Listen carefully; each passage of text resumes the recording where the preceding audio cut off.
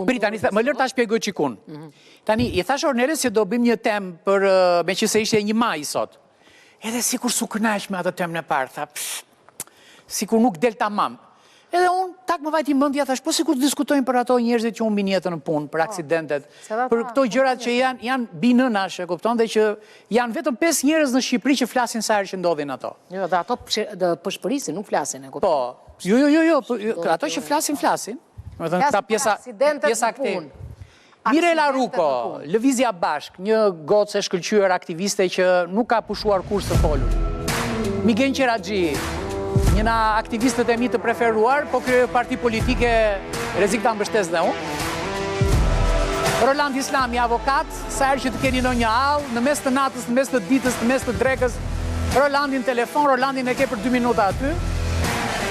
Dhe Kol Nikolaj, sindikalisti më i vjetër që njoh unë, edhe më i dashuri për mua, tani për ju, zgjidheni vetë, nuk është. Mirë, fillojmë ndeshjen.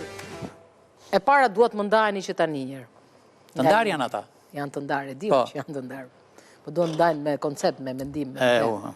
Sa punëtorë nisën në punë dhe nuk kthehen në shtëpi?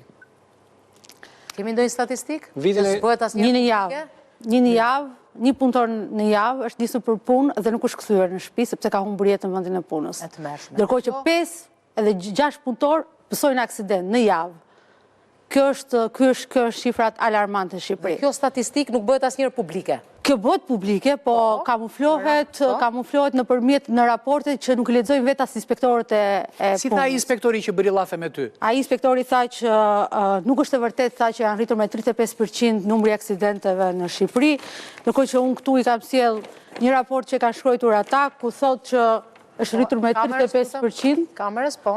Është rritur me 35% numri aksidenteve. Ti nuk e di e mirë, po në fakt nuk e di ka mirë ai që ka bërë raportin e vet. Se unë nuk e di mirë, po unë i kisha marrë shifrat nga raportet. Po e dini mirë? Keni bërë ndonjë studim për këtë gjë? Ne është e pamundur që të bëjmë një studim për të ditur aksidentet në punë apo po, inspektorati i punës, por janë vetëm të regjistruarat.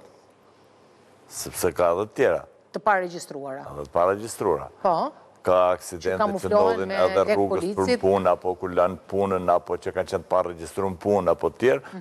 To të goca janë aksidente të regjistruar punë dhe vetë inspektorati ka deklaruar në raportin vjetor. Po roli i sindikatës, ku është sindikata?